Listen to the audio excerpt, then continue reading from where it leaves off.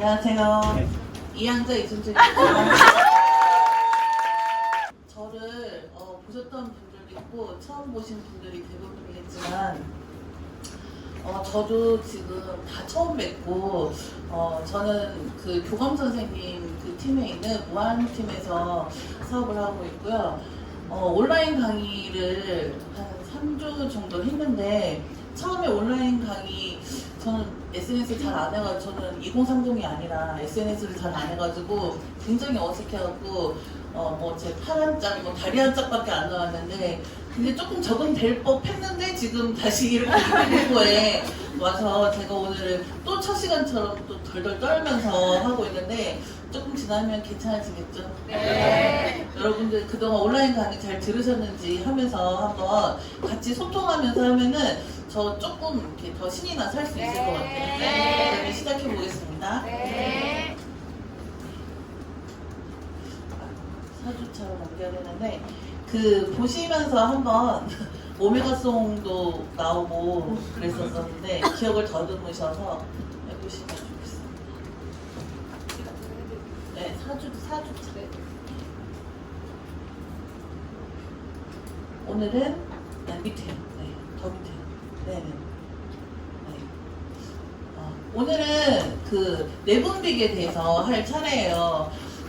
필기를 하는 모습이 참 좋네요. 이 호봉에 대고 혼자 얘기를 했었는데, 네. 내분비계는 우리 몸의 내부로 호르몬을 분비하는 신체 기관들을 총칭. 근데 이거 하기 전에 저 솔직히 아까 제 그 데스크탑, 전 데스크탑을 쓰거든요. 업무할 때. 근데 왼쪽에 있는 현빈 사진이에요. 제 데스크탑에. 근데 깜짝 놀랐어요. 데스크탑을 볼 때마다 처음에 로그인을 딱 출근해서 로그인을 하면은 현빈이 저를 딱 보고 웃어주는데 사진을 어떻게 바꿀 수도 없고 이제 불편할 것 같아요. 현빈을 볼 때마다. 그래서 깜짝 놀랐어요. 비밀번호도 현빈 8인데 8인데 그래서 비밀번호도 그랬는데 어떻게 바꿀 수도 없고 그죠? 네, 그래서 깜짝 놀랐습니다. 그 윤정 사장님 귀에 제가 조금 눌렸는데 제 전공 분야니까 시작해 보겠습니다. 저는 리더 사장님이 아니기 때문에 편하게 하겠습니다. 우리 몸의 내부로 호르몬을 분비하는 신체 기관들을 총칭하는데 포인트가 안 나오나요? 포인트가 안 나오잖아요. 네네네. 그 보면은 우리 몸에 조금 너 오늘 뭐라 그럴까 여성 호르몬이 많이 분비되는 날은 굉장히 예뻐 보여요. 되게 확 와닿죠. 근데 남성 호르몬이 많이 분비되는 날은 굉장히 그냥 가만히 있는데도 어제랑 다르게 조금 더 남성적으로 보여요. 이게 호르몬에 제 눈에만 그런 게 아니라 근데 이제 다른 사람이 저를 볼 때도 이제 그렇죠. 근데 호르몬이 분비가 모두가 되는 게 아니에요. 여자들은 폐경이 오잖아요. 그래서 여성 호르몬이 분비가 안 되는 시기가 있고 여기 보면은 분비가 우리 몸에 분비가 되는 기간이 이렇게 해요. 그 양자도 하시죠? 네. 네, 그 아까 전에 얘기했던 하와이 트립 가시기 전에 밑에 데몬하고 양자 하면서 가야 되잖아요. 네. 그럴 때 다 하실 거라 생각하고 조금 어렵지만 나가보겠습니다. 그 양자 그래프를 보면은 이런 게 있어요. 내분비계 들어갔을 때 갑상선 분비 지수가 있고 부갑상선, 부신, 내하수체, 송과선, 가슴샘, 생식샘 이렇게 딱 나와요. 이렇게 나오면은 가슴이 답답하세요. 내가 누군가 양자를 했을 때 이 화면이 딱 나왔어요. 그러면은 이 부분에 대해서는 어떻게 이렇게 리딩을 하거나 컨설을 하시나요? 결과를 우리가 해석을 해줘야 되잖아요. 그죠? 갑자기 부신? 갑상선은 알겠는데 부갑상선은 뭐지? 부신? 내가 이거 어떻게 설명하지? 이런 느낌 들죠? 네. 그래서 오늘 가르쳐 드리겠습니다. 여기 보면은 뇌하수체 있죠? 뇌하수체. 네. 뇌하수체니까 이건 어디에 있을 것 같아요? 네. 뇌에 있을 것 같죠? 네. 그리고 여기 보면은 딱 있어요. 뇌하수체. 여기 머리에. 근데 머리에 있고 그 다음에 갑상선은 어디에 있을까요? 짚어볼까요? 그쵸? 네. 목에 있어요. 그러면은 여기 보면은 갑상선이 있고 갑상선이 이렇게 있어요. 나비 모양으로 있고 부갑상선이 있어요. 뒤에서. 그리고 부신이 있어요. 부신은 어디 있을까요? 짚어볼까요? 간, 신장, 부신은 어디냐면 제가 오늘 가르쳐 드릴게요. 부신은 여기 신장 있죠? 콩팥? 콩팥 위에 조금 솟은 거 있어요. 요게 부신이에요. 이제 어디 부신은 어디 있다고요? 콩팥에 있죠. 네, 콩팥에 있어요. 그리고 뇌하수체는 머리에 있고 송과선. 아 이거 처음 듣죠? 송과선은 어디에 있냐면 여기 있어요. 머리에 있어요. 뇌하수체 옆에 있어요. 그래서 송과선 나와도 긴장 안 하시면 돼요. 제가 이따가 자세하게 알려드릴게요. 그리고 가슴샘은 어디에 있을까요? 가슴인데 어느 쪽 가슴이 있을까요? 왼쪽에 있을까요? 그렇죠. 가운데. 제가 어느 쪽이라고 하니까 쏘가 넘어갔죠. 네, 가운데 있어요. 가운데.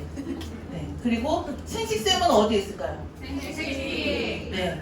그렇죠. 너무 똑똑해요. 네.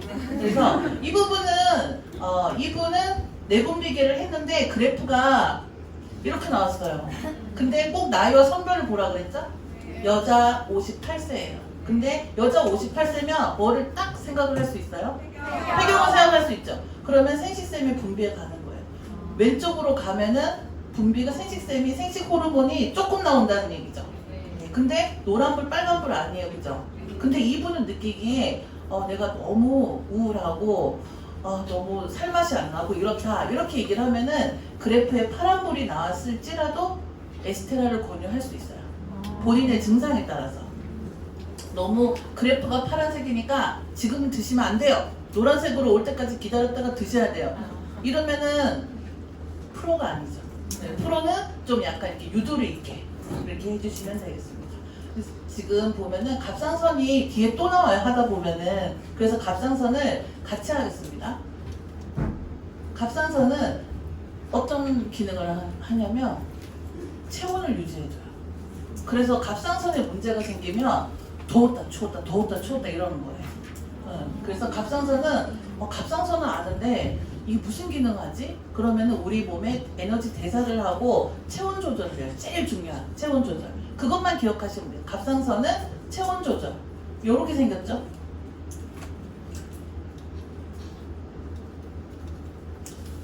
여기 보면은 이것도 어려워요. 그죠? 갑상선이 4개, 갑상선으로 정밀하게 들어가면은 4개가 나오는데 티록신 있고 글로불린 있는데 제가 양자할 때 위에 게 중요하다 그랬어요? 밑에 게 중요하다 그랬어요? 위에 게 중요하죠. 반 딱 잘라서 위에 거 몇 개까지 중요할까요? 그죠? 반 딱 자르면 돼요. 양자할 때는 반 딱 잘라서 위에 거 2개가 중요해요. 이 밑에 거는 여기에 따라가는 거예요. 글로불린 있고 글로불린 있죠? 그러니까 거의 같은 거예요. 그래서 밑에 거는 요 있죠? 요 한 글자만 다 하면은 3글자 나는 거 있어요. 요드, 그쵸? 요 갑상선은 요오드하고 연관되어 있는데 그 요오드는 우리 몸에 조금 있으면 돼요. 하지만 없으면은 갑상선에 문제가 생겨요. 그래서 피 검사를 하면은 요오드 검사를 하는 건데 티록신은 갑상선이 분비되는 호르몬 이름이에요. 네, 그리고 요 글로불린은 이 요오드를 합성시키는 호르몬 이름이에요. 이게 다 관련이 있겠죠. 근데 이 4가지를 내가 양자를 했어요. 근데 이 4가지 이름 다 뭐야? 나 하나도 모르겠다. 너는 알아? 이러면은 나는 간호사도 아니고 의사도 아니고 그러면 모르겠죠. 하지만 나 배웠어. 나 여기서 배웠어. 뭐냐면 이거 갑상선을 분비하는 호르몬 이름이야. 이러면 끝. 네, 다른 거 설명할 필요도 없어요.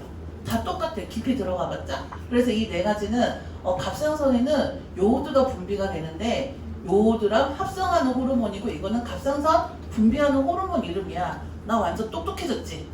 이렇게 하면 야 너 진짜 많이 배웠구나 이렇게 되는 거야. 그거 더 이상 할 게 없어요. 갑상선은. 근데 이분을 보면은 이분도 오른쪽으로 갔죠. 화살표가 조금. 근데 파란색이죠. 하지만 이분은 갑상선이 많이 분비돼요? 적게 분비돼요? 그쵸. 많이 분비되면은 갑상선 기능 항진이 있고 갑상선 기능 저하가 있죠. 어떤 쪽에 가까울까요? 그렇죠. 네. 그래서 반을 딱 잘라갖고 리딩을 하실 때 오른쪽으로 가면 무조건 항진이에요. 그리고 왼쪽으로 가면 저하. 이렇게 됩니다. 이분도 갑상선은 파란색은 저는 잘 컨설을 안 해요. 왜냐면 갑상선 같은 경우는 특히나 컨디션에 따라서 많이 좌지우지돼요. 그래서 푹 자라 그래요. 일단 푹 자고 좀 쉬고 다시 해봅시다. 이렇게 네, 하고 노란불 빨간불 갔을 때는 컨설 해드려야겠죠? 이분을 위해서라도. 그래서 갑상선 기능 항진 저하증으로 제가 제품을 나눠봤는데 갑상선은 이렇게 생겼어요. 근데 이 몸에 볼록하게 우리가 갑상선 기능 항진증이에요. 그러면은 항진의 특징은 뭐냐면 체온 조절한다 그랬죠. 체온 조절하는데 갑상선 호르몬에서 계속 분비가 돼요. 우리 몸은 자연적으로 일정한 거를 이렇게 유지하려는 항상성이 있어요. 근데 나는 가만히 있고 싶은데 얘가 계속 분비를 해요. 그러면은 몸에서 열이 나고 땀이 나겠죠. 계속 분비가 돼요. 그래서 갑상선 기능 항진과 저하증을 구분할 수 있는 방법은 몸에서 땀이 계속 나요. 그리고 금방 더워졌다가 금방 가라앉았다 그래요. 이거는 지금 다 항진증 얘기예요. 그리고 기분이 금방 좋아졌다가 금방 나빠져요. 예를 들어서 제가 우리 박신혜 사장님하고 같이 오늘 좀 덥죠? 그래서 오늘 박신혜 사장님한테 우리 오늘 이거 끝나고 점심에 너무 더우니까 냉면 먹으러 가요. 나는 물냉면 먹을 건데 사장님 뭐 드실래? 그러면 뭐요? 뭘 덥다고요? 난 추운데! 무슨 이렇게 쓰는 거야. 그러면은 뭐지? 왜 화를 내지? 이렇게 되는 거예요. 그랬을 때 이 사장님의 목을 보면 돼요. 목을 보면은 뭐가 볼록하게 나와 있으면은, 왜냐면 이 사장님은 등치가 크지 않기 때문에 목만 볼록하면 거의 90% 갑상선이 항진되어 있어요. 그러면은 쉽게 예를 들어서 뭐 우리 엄마는 아니지만 제 지인의 엄마인데 엄마 친구들 엄마가 초대를 했어요. 엄마 친구들 오라 그랬지. 그래서 친구들이 왔어. 그리고 딱 들어가자마자 막 저희한테 소리를 지르는 거야. 처음 보는데 왜 남의 집에 와갖고 뭐 우리 금방 가방만 놓고 나갔어요. 본인이 분명히 초대했는데 알고 봤더니 갑상선 기능 항진증을 굉장히 오래 앓고 계셨던 거예요. 그래서 이 딸만 이 엄마를 이해하고 우리 너무 엄마를 무서워했는데 그래서 한 1시간 배회를 하고 바깥에서 밥을 먹고 집에 들어갔는데 아우 어서 오너라. 너 뭐 맛있는 거 먹었니? 푹 자렴. 이렇게 되는 거예요. 근데 갑상선 기능 항진증이라고 딱 얘기를 하는 순간 우리가 다 그때 간호대학생이었기 때문에 이해를 했죠. 어머니의 상태를. 그래서 너무 그냥 일괄적으로 항상 화가 나 있는 분 있죠. 그런 분은 갑상선 기능 항진증 아니에요. 그냥 그건 성격이고 그런 분은 코티트롤 좀 약간 기분 안 나쁘게 권유하면 되고 기분이 들쑥날쑥하고 이렇게 보면 눈을 막 파르르 떠는 거예요. 입도 파르르 떨고 손도 떨고 있어요. 말을 하는데 그 갑상선 기능 항진증의 확률이 굉장히 높아요. 그럴 때는 우리가 뭐를 컨설을 해드려야 되냐면 그분을 위해서라도 그게 조절이 안 되는 거예요. 호르몬 때문에. 그러면 여기 위에 거가 항진에 관련된 제품 컨설이에요. 유스펜 일단 들어가야 되고 티그린, 코티트롤 있어요. 제품에 대해서 깊이 들어가면 시간이 이제 또 계속 흘러가니까 유스펜은 제일 이렇게 좋은 게 뭐냐면 면역을 강화시키고 항산화를 하잖아요. 항염증 작용. 그리고 티그린도 항산화. 그다음에 코티트롤은 그런 이렇게 급작하게 변하는 거를 조절해줘요. 완만하게. 그리고 밑에는 갑상선 기능 저하증이에요. 이거는 이제 반대인 거예요. 야, 나 너무 배가 부른데 우리 여기서 저까지 조금만 한 5분만 걸을까? 그랬더니 생각만 해도 너무 힘들어. 이러고 가만히 있었는데 둘이 같이 있었어요. 같이 있었는데 물을 똑같이 한 컵을 마셨어요. 근데 뭐 이렇게 TV를 보다가 옆을 봤는데 갑자기 얼굴이 이렇게 부어 있는 거예요. 그러면은 거의 기능 저하가 확률이 높아요.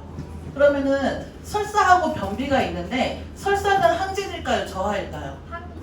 항진이죠. 왜냐하면 장운동이 활발히 일어나서 계속 응이 나오는 거예요. 설사가 계속 나와요. 근데 변비는 저하예요.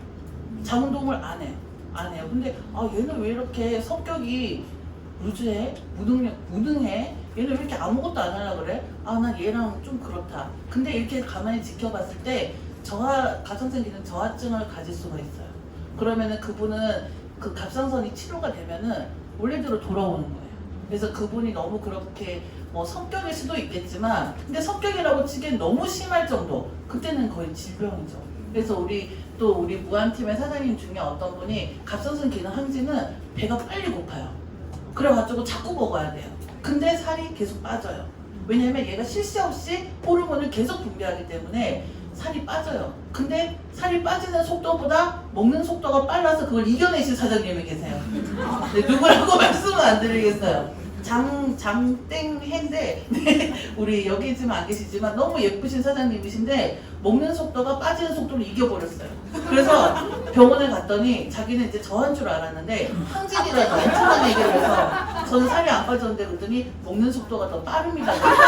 근데 배가 고프기 때문에 그건 어쩔 수 없거든요. 그래서 항진일 때는 조금 안정시켜줘야 돼서 유소스펜을 드려야 되고 저할 때는 처진 신체를 일으켜줘야 되죠. 그러기에는 알스케어드만 한 게 없어요.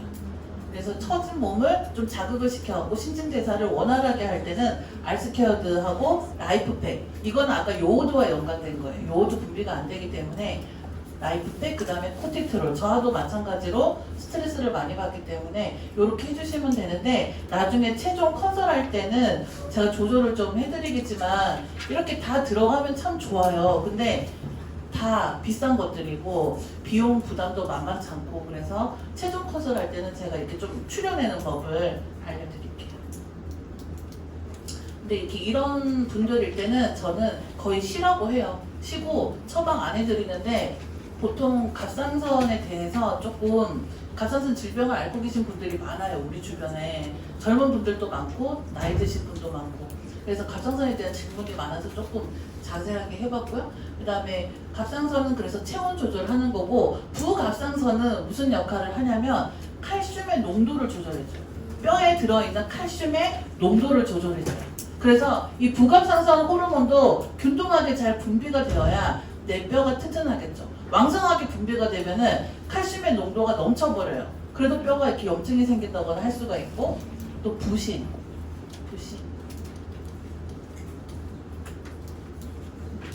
부신으로 왔어요. 부신은 자세하게 보면은 여기 콩팥이 있는데 이 위에 부신이 있어요. 우리 여기 위치에 있는데 얘는 뭐를 하냐면 스테로이드 들어보셨죠? 네. 그 유명한 스테로이드를 얘 부신이 분비를 해요. 우리 몸에서. 부신이 스테로이드를 분비하고 또 하나의 중요한 거는 면역을 관리해요. 그래서 고혈압을 생성시키거나 낮춰주거나 해요. 소변도 배출하지만 혈압하고 이 부신하고 연관이 있어요. 그래서 혈압약 성분에 이뇨제가 항상 들어가 있어요. 얘가 고장이 났기 때문에. 네, 근데 스테로이드를 그래서 많이 먹잖아요. 그러면은 얘가 활동을 못하기 때문에 스테로이드를 인위로 넣어주는 거예요. 나중에는 그러면 콩팥이 망가져요. 스테로이드를 오랫동안 복용하면은 효과는 금방 나타나지만 콩팥이 망가져요. 그래서 스테로이드는 장기간 복용하면 안 되고요. 여기서 이제 좋은 제품 컨설은 마린 오메가, 그 다음에 옵티모 오메가. 이렇게 부신에서 문제가 나타날 때, 부신에서 문제가 나타날 때는 마린 오메가, 옵티모 오메가. 왼쪽으로 가든 오른쪽으로 가든 상관없어요. 네, 제품은 똑같이 컨설이 되고요. 그 다음에 뇌하수체 분비지수. 뇌하수체. 뇌하수체는 어디에 있다 그랬죠? 뇌에 있죠. 그래서 여기 하나 더 있네요. 유스스펜도 부신에. 네, 유스스펜은 계속 들어가요.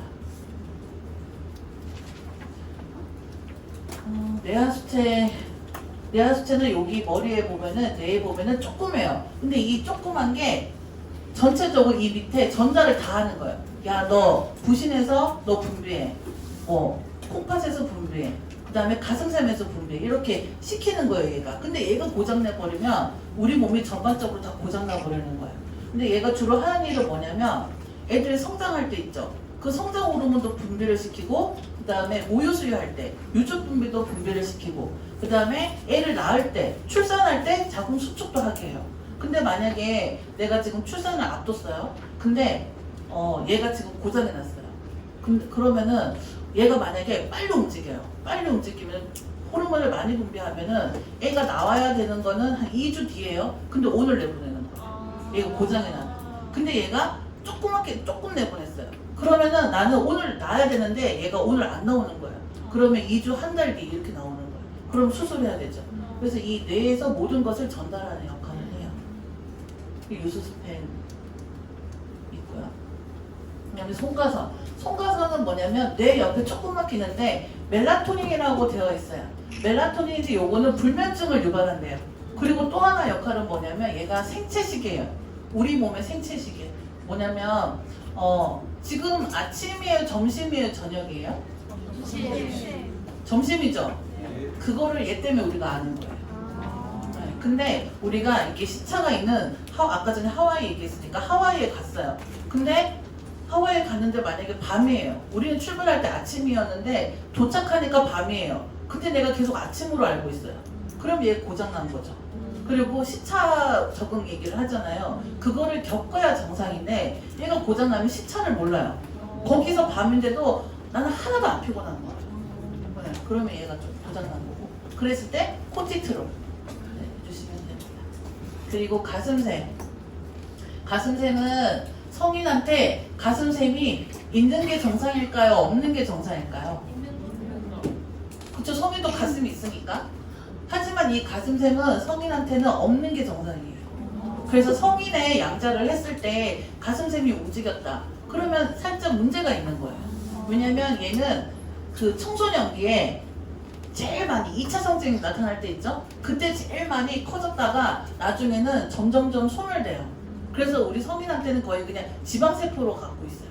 그래서 성인한테는 만져줘서도 안 되고 이게 나오면 안 돼요, 성인은. 근데 우리가 제가 또 하나 말씀을 드리면 양자 측정은 중학생까지는 안 하시는 게 좋아요. 왜냐면 이게 우리 자가전자이긴 하지만 그래도 전자파이기 때문에 애들한테는 안 하는 게 좋고 또 정확하지도 않아요. 성장하는 단계이기 때문에 고등학생부터는 하셔도 돼요. 네, 그래서 여기 가슴샘은 애들한테는 있는 게 정상이고 성인한테는 없는 게 정상이고요. 그리고 여기 보면은 제가 여기 제품으로 써놨는데 마이트마인즈, 그 다음에 슈퍼키즈 발효홍삼, 점검월즈. 왜냐면 주로 애들한테 청소년기 애들한테 가기 때문에 이렇게 해주시면 좋아요. 그리고 키가 잘 안 큰다. 그리고 얘가 나이가 됐는데 뭐 여자애 같은 경우는 생리를 안 한다. 아니면은 이렇게 좀 발육이 안 된다. 애들이 크지를 않는다. 이러면은 이런 것들을 하시면 되고 양자는 굳이 안 하셔도 돼요. 그리고 생식샘. 우리가 이제 여자는 여성 호르몬, 남자는 남성 호르몬이 있죠. 근데 여기 뇌에서 이렇게 여자는 이렇게 난소로 보내고 남자는 고환으로 딱 보내는 거예요. 근데 이게 고장이 나면은 뭐 2차 성징이 안 되거나 남자도 똑같이 2차 성징이 안 되거나 하는데 이럴 때 우리 호르몬이 대신해주는 게 있어요. 여자들은 폐경기 전에는 생리를 많이 하죠. 그랬을 때 일단은 호르몬제니까 에스테라원, 남자는 프로스테이트 포뮬러. 요거는 전립선에 관련된 거고 요건 여성 호르몬에 관련된 건데 에스테라는 1, 2가 있죠. 네, 1, 2가 있습니다. 여기 보면은 에스테라 1은 잘 보이실지 모르겠지만 감마리놀린산이라고 해가지고 들었어요. 그리고 비타민 메모하실 수 있죠? 비타민 B6 들었어요. 그리고 철분제 들었어요. 그래서 에스테라 1 먹으면 철분제 따로 안 먹어도 되죠. 근데 왜 철분제가 들어냐면 피를 많이 흘리기 때문에 보충을 해줘야 돼요. 안 그러면 빈혈 생겨서 어지러워서 공부도 못하고 뭔가 운동도 안 되고 픽픽 쓰러져요. 그래서 이런 것들을 먹어주면 훨씬 좋고요. 감마리놀린산은 뭐냐면은 제품 궁금해서 찾아보셨던 분들은 유통하셨던 분들이나 봤을 거예요. 이거는 뭐냐면 고지혈증을 안 생기게 해줘요. 그래서 혈관을 깨끗하게 해줘요. 그래서 피를 계속 이게 작용이 일어나기 때문에 혈관 청소를 해준다고 생각하시면 돼요. 에스테라1은. 그리고 에스테라2가 이제 우리가 깊이 들어가야 될 건데 에스테라2는 폐경기 이후의 여성에게 주는 거죠. 이 제품이 에스테라지만 함유되어 있는 게 달라요. 에스테라2에는 회화나무라는 게 있어요. 회화나무 열매. 회화나무 추출물. 근데 이 회화나무가 좀 본 것 같아요? 본 적 있는 것 같아요? 잘 본 적 없는 것 같아요. 이 회화나무는 우리나라하고 중국에만 있대요. 네, 우리나라하고 중국에만 있는데 이렇게 가다 보면 약간 느티나무도 비슷하고 해요. 근데 우리 동네 저 나무 있어요. 그럼 저 나무 있는데 내가 저 나무에 가서 나무를 씹어 먹을 거냐는 거죠. 저 이파리를 이렇게 저 이 가지 하나를 다 내가 먹을 거냐는 거죠. 이게 키도 안 되고 그래서 근데 이거를 다 추출해서 한 게 에스테라2인 거예요. 근데 이건 내가 먹으면 안 되죠. 우리 엄마가 먹어야 되죠. 그럼 엄마랑 나랑 저기 가서 매달릴 거냐는. 그럴 수는 없죠. 그래서 그거를 네, 추천했는데 가격이 보면은 저는 5만 원 넘으면 다 비싸다 생각하는데 6만 9천 원, 7만 4천 원이에요. 근데 가격이 높은 게 효능이 더 좋죠. 네, 그래서 해안나무가 추출물이 있는데 여기 또 뭐가 있냐면 비타민 D가 들어가 있어요. 비타민 D. 근데 이 비타민에 대해서 제가 말씀을 드리고 싶은데 혹시 할머니들 시장에 갔을 때 이렇게 오다리 본 적 있어요? 할머니들. 아기가 있으면 큰일 나는 거고요. 할머니들은 노화의 현상이에요. 근데 우리 할머니들 시대에는 뭐 없잖아요. 못 먹었잖아요. 그죠? 애들 다 주고 자식들 주고 남은 찌끄레기 먹고. 근데 비타민 D 결핍증이 구루병이 오는데 발이 이렇게 오다리가 되는 거예요. 근데 이 에스테라2가 이거를 막아줘요. 그러니까 어때요? 집에 오늘 가면은 우리 엄마의 어디를 봐야 돼요? 다리를 봐야죠. 아빠의 다리를 볼 필요는 없어요. 그러니까 왜냐면 아빠는 생리를 안 하기 때문에. 그래서 엄마의 다리를 보고 누워있을 때는 잘 몰라요. 일어나 보라고 해야 돼요. 근데 걸을 때 엄마가 다리를 약간 이렇게 걷느냐. 그럼 벌써 시작된 거죠. 빨리 이거를 드시게 해야 돼요. 근데 우리 엄마 아직 일자고 엘리베이터 탈 때도 이거 옆에 안 자고 딱 쓸 수 있어요. 그래도 이거 빨리 드셔야 되죠. 왜냐면 엄마들은 거의 다 오다리가 진행이 돼요. 근데 청소년기에 오다리가 진행이 되면은 큰일 나요. 왜냐면 얘는 학교를 계속 다닐 수가 없어요. 일단은 왕따를 당하고 그 다음에 그 몸이 비타민 D 결핍증 때문에 일반 학교에 있는 수업을 감당할 수가 없어요. 체력이 너무 떨어지기 때문에. 그래서 애들은 애들한테 맞는 비타민을 드리면 먹게 하면 되고요. 일단은 엄마들, 할머니들 오다리인 사람 이미 우리 할머니 완전 오다리예요. 그럼 어떻게 해요? 그랬을 때. 그러면 답이 없어요. 그래도 드셔야죠. 왜냐면 더 진행이 되는 거를 방지하기 위해서. 그래서 저희 이거는 뭐 저희 외할머니가 오다리가 심했었어요. 그래서 신발도 항상 이쪽이 이렇게 닳고 이렇게 했는데 뭐 이거는 슬픈 얘기지만 돌아가실 때 이렇게 관에 들어가시잖아요. 근데 이 다리 때문에 좀 힘들었어요. 그 정도로 이렇게 벌어지기 때문에. 그래서 그 정도로 우리 엄마 이제 그 정도로 되지 않게 하려면 엄마는 에스테라2 완전히 먹어야죠. 할머니도 먹어야 되고. 근데 저기 암이 있거나 그 주의해야 될 점은 암이 유방암, 그 다음에 자궁암 요런 암이 있는 분들은 좀 조심해야 돼요. 왜냐면 에스테라2가 들어가서 엄마의 축 처져 있는 기분과 몸을 활력을 막 넣어주기 때문에 암세포도 같이 커져요. 네, 그래서 저기 유방암이나 자궁암이 있는 분들은 에스테라2를 같이 드리면은 안 돼요. 왜냐면 이 해안나무는 식물성 에스트로겐이에요. 여성 호르몬. 근데 우리 몸에서 여성 호르몬이 분비가 돼야 되는데 이게 끝났어요. 내 인생에서 여성 호르몬 분비가 안 돼요.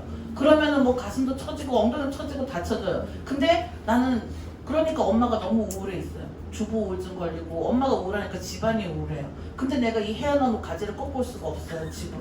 그러니까는 이 에스테라2를 먹이면은 모든 것이 같이 이게 업이 돼요. 그래서 엄마가 기분도 좋아지고 엄마가 기분이 좀 집이 자체가 밝잖아요. 그죠? 그래서 엄마의 건강이 가족의 건강이고 다리가 이렇게 안 되게 해야 됩니다. 우리 엄마는 소중하니까요. 이거 넘겨. 아, 네, 죄송해요. 몇 분 안 남았대요. 네. 그래서 세시세까지는 다 했고요. 빨리 넘어가면 그 다음 단계가 양자를 하다 보면은 면역 기능이에요. 면역 기능은 우리 몸속에 어떤 병균이 들어와 이에 대한 항체가 생기면 그 항체가 있는 동안은 다시 그 병에 걸리지 않는다. 한마디로 내성이 생겼다 그러죠. 면역이 생겼다 그러죠. 홍역을 한번 알았어요. 온몸에 빨갛게 발진이 일어나고 홍역을 한번 알았어요. 그러면 다시 홍역균이 들어왔어요. 그럼 나는 홍역에 걸릴까요? 안 걸릴까요? 안 걸리죠. 근데 내가 성병에 걸렸어요. 임질에 걸렸어요. 그럼 내가 한번 임질을 치료를 했어요. 그럼 그 다음에 또 임질에 또 걸렸어요. 그러면은 걸릴까요? 안 걸릴까요? 이거는 제가 이제 팁으로 알려드리는 건데 다 임질은 또 걸려요. 그래서 그 전염병이 심해서 보건소에서 신고해요. 임질 걸리면. 임질 걸리면 어떻게 되는지 알죠? 네, 고름이 계속 나와요. 고름이. 네. 어디서 나오는지는 얘기 안 해드리겠어요. 그래서 어디서 나오는지는 왜냐면 성병이기 때문에. 네, 임질은. 네. 그리고 남자분들은 소변 대신 고름이 나와요. 알겠죠? 무슨 말인지 굉장히 무서운 겁니다. 그래서 걸리면은 나 어쩌다가 한 번 걸렸는데 치료를 했어. 그래도 또 걸려요. 네, 그거는 이제 면역 기능이 떨어지는 거고요. 저 몇 분까지 해야 돼요? 끝났어요. 그러면 면역 기능 다음 주에 하겠습니다.